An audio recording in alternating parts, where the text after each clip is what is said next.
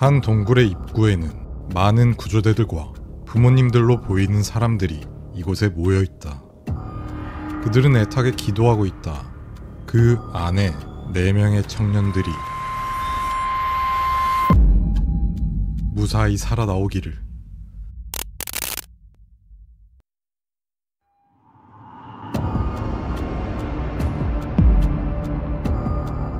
(2005년 8월 17일) 저녁, 제니퍼의 남자친구 블레이크, 스콧, 아리엘, 조셉, 헌들리 6명의 절친은 즐겁게 저녁 시간을 보내는 중이다. 이들은 술도 한 잔씩 하며 다음에 또 어디로 놀러 갈지에 대해 이야기를 하는 중이다. 이들은 동굴을 마치 놀이공원처럼 즐긴다. 이미 여러 번 동굴 탐험을 즐겼었다. 마치 사람들이 방탈출 카페를 찾아다니듯 이들은 유타의 동굴들을 놀러다닌다. 제니퍼가 먼저 특이한 이름의 동굴을 제안한다. 골룸의 동굴이다. 설레는 표정으로 제안하는 제니퍼와는 달리 나머지 친구들은 표정이 썩 좋지 않다. 아마도 이 동굴의 또 다른 이름을 알았을 것이다. 골룸의 동굴의 또 다른 이름은 죽음의 동굴이다. 미국 유타주 프로보에 있는 브리검령 대학교 바로 동쪽에 Y산이 있다. 이 산은 산 비탈에 흰색의 Y 마크가 있는 것이 특징이다. 이 때문에 브리검령 대학교가 종종 Y라고 불리는 이유이기도 하다. Y산 바로 남쪽 산 꼭대기에 골룸의 동굴 입구가 있다. 골룸은 반지의 제왕의 그 골룸에서 따왔다. 이 동굴을 처음 불렀던 사람이 누구인지 정확히 아는 사람은 아무도 없다. 아마도 소설에서 안개산맥 깊은 곳에서 살았던 곳을 묘사했는데 소름 돋는 좁은 통로와 물로 가득 찬 터널이 그것과 비슷하기 때문이라는 추측이 있다. 골룸의 동굴 내부에는 평범한 듯 보이지만 아주 위험한 공간이 있다. 사망 가능성이 충분했던 동굴이기 때문에 지역 주민들은 이곳을 죽음의 동굴이라고 불렀다. 하지만 이 동굴은 사실 동굴이 아니다. 프로보 주변 지역, 특히 Y산은 광산 활동의 오랜 역사를 가지고 있었다. 19세기에 광부들은 여러 곳에 다니며 광석들을 찾아다녔다. Y산도 여러 군데를 광부들이 파보았고 이 지역에는 수많은 광산 갱도와 터널이 파여졌다가 모든 광석이 추출되었거나 수익성이 없는 것으로 판명된 경우 광산을 다시 메웠지만 보통은 그냥 버려지는 경우가 많았다. 죽음의 동굴은 그런 광산 중에 하나였다. 광산이 버려진 이후 새로운 동굴 탐험 지역으로서 탐험가들을 끌어들이며 현재는 동굴이라는 이름이 쓰이게 된 것이다. 동굴 입구에서 15m 길이의 통로가 있다. 그 이후 길은 왼쪽, 오른쪽 두 갈래로 나뉜다. 오른쪽으로 가면 좁은 터널이 계속 이어진다. 여기서는 광산으로서의 과거 흔적을 찾아볼 수 있다. 광산을 지지하는 오래된 목재를 볼 수 있다. 왼쪽으로 가면 또 15m 길이의 통로가 있다. 그리고 여기서 막다른 길로 막힌다. 설명을 들어보면 전혀 매력적으로 보이진 않지만 이 막다른 길 끝에 있는 그것이 이 동굴의 이름이 왜 죽음의 동굴인지를 알려준다. 다시 6 친구들의 이야기로 돌아와 죽음의 동굴을 제안한 제니퍼는 다른 친구들이 썩 내켜하지 않는 것을 본다. 제니퍼는 이 동굴을 다녀왔던 적이 있었다. 그녀는 이 동굴의 끝을 도달했고 저체온증이 걸려 입구에 돌아와 기절했었다. 동굴의 이름처럼 그녀는 죽음을 경험했었다. 그럼에도 불구하고 그녀는 그 동굴을 제안한다. 마치 놀이공원의 롤러코스터처럼 스릴을 느낀 그녀는 꼭 자신의 절친들에게 그 스릴을 경험하게 해주고 싶었고 자기 자신도 다시 한번 그 스릴을 느껴보고 싶었기 때문이다. 하지만 친구들은 너무 위험할 것 같다고 말한다. 헌들리는 그 동굴을 몇 번 탐험한 경험이 있었다. 그도 역시 위험하다고 동의하였다. 하지만 제니퍼는 계속해서 설득한다. 자신도 그 동굴의 끝을 경험했으니 너희도 충분히 가능할 것이라고 안심시켰다. 그녀가 설레는 표정으로 하는 끝없는 설득에 결국 그들은 술잔을 부딪히며 제니퍼의 제안을 받아들인다. 그들이 죽음의 동굴에 도착하기엔 오랜 시간이 걸리지 않았다. 2005년 8월 18일 새벽 3시 그들은 동굴을 결정하자마자 이곳에 바로 왔다. 으스스하게 어두운 새벽, Y산 남쪽의 산 꼭대기까지 올라왔다. 친구 한 명을 제외한 5 친구들은 죽음의 동굴 입구 앞에 서 있다. 헌들리는 이날 출근을 해야 했기 때문에 참여하지 않았다. 동굴 안은 짙은 어둠만이 보인다. 제니퍼는 저번에 느꼈던 스릴 그 이상을 느껴보고 싶었다. 그래서 이 새벽 술이 덜 깬 채로 이곳에 왔다. 갑자기 결정되었기 때문에 그들의 복장은 샌들과 반바지였다. 랜턴도 단 하나였다. 당연하게도 이것은 동굴 탐험을 할 수 있는 상태가 전혀 아니다. 하지만 이들이 이런 상태로 올 수 있다는 것은 동굴을 정말 단순히 놀이공간으로 생각했다는 것을 의미한다. 이 동굴의 경험이 있었던 헌들리는 빠졌고 제니퍼를 제외하곤 모두가 이곳에 처음 와봤다. 이제 그들은 동굴 입구를 향해 들어가려 한다. 여기서 동굴에 들어가기 위한 작은 시련이 찾아온다. 좁은 동굴 입구에 들어가자마자 물 웅덩이를 기어서 들어가야 한다. 이들은 동굴에 들어오면서 온몸이 젖는다. 그리고 나서 동굴은 좁은 통로로 바뀌는데 이곳은 다행히 물은 없다. 15m쯤 통로를 따라 나아가면 왼쪽과 오른쪽 갈림길을 맞이한다. 제니퍼가 당연하다는 듯이 앞장서서 왼쪽 통로로 나아간다. 이 통로는 1.2m의 높이에 전체적으로 3cm 정도 물이 고여있다. 5명의 친구들은 허리를 반쯤 숙인 채 앞으로 15m쯤 나아간다. 그리고 곧 막다른 길에 막힌다. 랜턴으로 이리저리 밝혀봐도 아무것도 없자 친구들은 제니퍼를 바라본다. 그리고 제니퍼는 웃으며 바닥에 45cm에 불과한 작은 구멍을 가리킨다. 그리고 제니퍼는 이 구멍으로 잠수해서 들어가자고 말한다. 이 구멍이 바로 동굴을 찾아온 진짜 목적이었다. 가장 스릴 넘치지만 동시에 가장 위험했다. 구멍 근처 바위에 묶여진 로프가 구멍 안쪽으로 이어진다. 익명의 탐험가가 가이드라인을 깔아둔 것이다. 즉 이곳부터는 수중동굴이라는 것이다.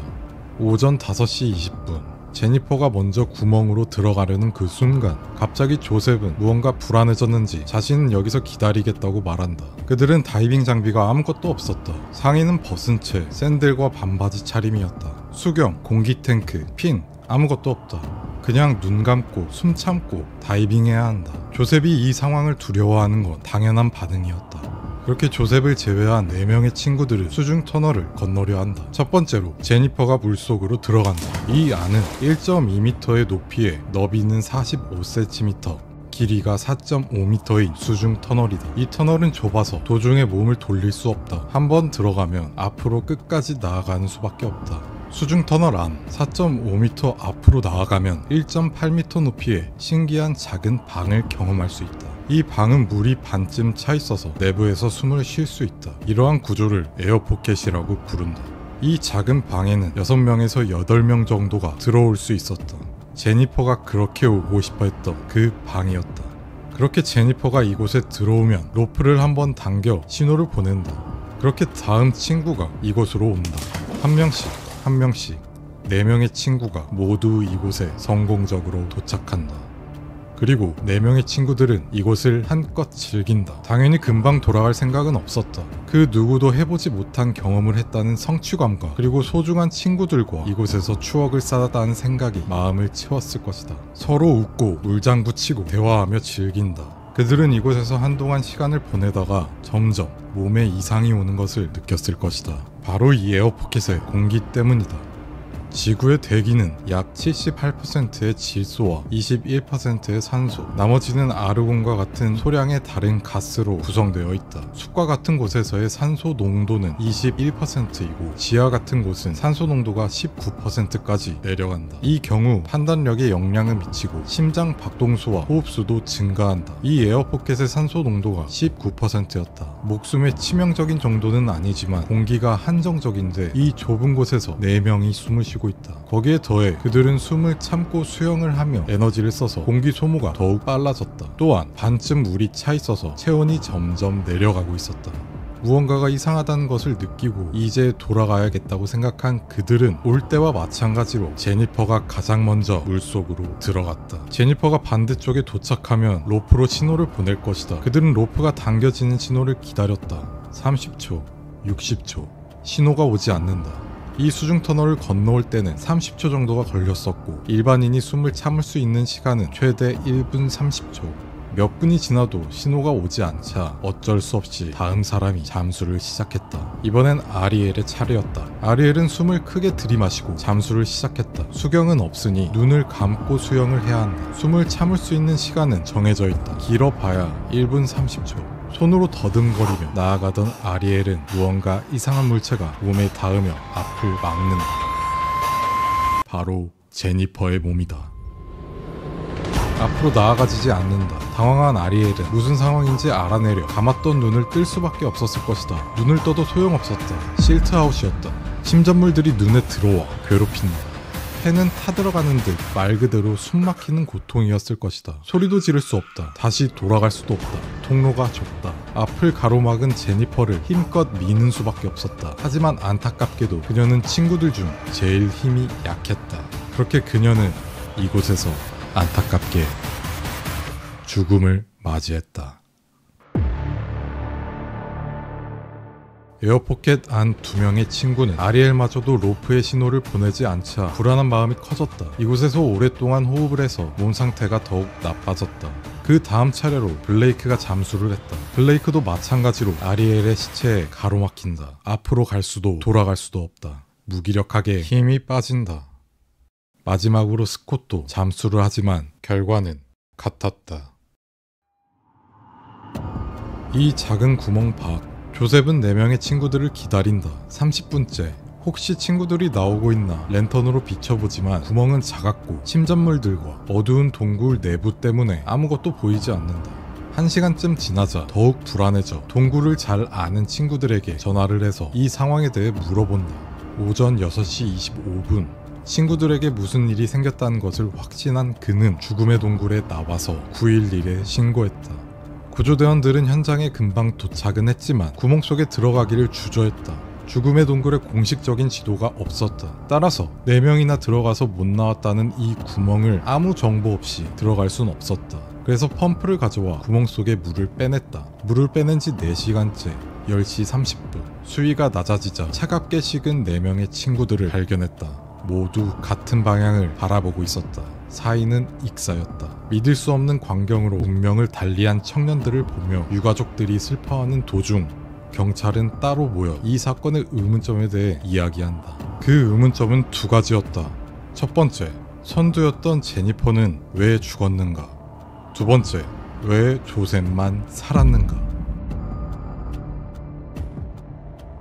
경찰은 조셉에게 의심의 눈초리를 보낸다. 만약 조셉이 거짓말을 하고 이 작은 구멍을 막아 4명의 친구를 못 나오게 했었을 가능성을 열어두었다. 그렇다면 이것은 사고가 아닌 살인사건이 될 수 있는 것이다. 경찰은 수사를 시작했다. 첫 번째로 선두였던 제니퍼가 정말로 사고로 죽었을 가능성을 수사했다. 제니퍼 뒤의 3 친구는 제니퍼의 몸이 길을 막아 답이 없었다고 해도 제니퍼의 앞은 누구도 막고 있지 않았기 때문이다. 탐문 도중 죽음의 동굴을 방문했던 브라이언 램프리의 이야기를 듣는다. 이 수중 터널은 돌아올 때 안쪽에 추가적인 공간이 있다. 이 공간은 이어져 있기 때문에 탈출 구멍의 위치를 실수로 지나칠 수 있다. 그리고 이 공간은 막혀져 있어서 잘못 들어왔다면 다시 뒤로 돌아가며 손으로 더듬거리며 탈출 구멍을 찾아야 한다. 브라이언은 이것을 겪고 잘못되었다는 것을 알아채고 위쪽을 더듬으며 뒤로 나아가 간신히 구멍을 찾을 수 있었다. 당시 4명의 사람이 이 수중 터널을 들어가면서 벽과 바닥을 차서 실트아웃 상태라 아무것도 보이지 않았다. 로프를 찾아내지 못했다면 제니퍼도 탈출 구멍 위치를 지나쳤을 가능성이 충분하다고 설명했다. 술도 덜 깬 상태에 아무런 장비도 없었다. 혼란스러운 상황에 패닉까지 왔다면 숨을 참을 수 있는 시간도 30초 아래까지 줄었을 가능성도 있다. 즉 제니퍼는 앞길이 막혀있지 않았어도 사고사할 가능성이 충분했다는 이야기다. 이러한 브라이언의 믿을만한 증언과 조셉의 진술의 신빙성 그리고 다른 여러가지 증거들을 근거로 결국 조셉에 대한 의심을 거둔다. 경찰도 이 사건을 사고사로 최종 결론 내렸다. 사건의 전말을 다 아는 우리는 사실 제니퍼가 로프로 도착 신호를 보내지 않았을 때 에어포켓의 3 친구들은 무리하게 잠수하지 말고 그 안에서 버텼다면 조셉이 구조 신고를 빠르게 했기 때문에 살았을 수도 있었다. 산소 농도가 19%라 구조까지의 시간까지 충분히 버틸 수 있었다. 아니면 더 이전에 제니퍼의 위험한 제안에 거절했다면 4명 모두 살아있을 수도 있다. 제니퍼의 부모님은 너무나 슬프지만 그래도 딸이 좋아하는 것을 하다 떠난 것 그리고 친구들과 함께 있다는 것에 위안을 삼는다 라고 말했다. 제니퍼, 아리엘, 블레이크, 스콧의 시신은 동굴에서 옮겨졌고 다시는 이와 같은 운명을 맞이할 사람이 없도록 동굴 입구에 추모비를 세웠다. 그리고 같은 지역 근처에 악명 높은 동굴 너티퍼티 동굴처럼 이 죽음의 동굴도 콘크리트로 매장되었다.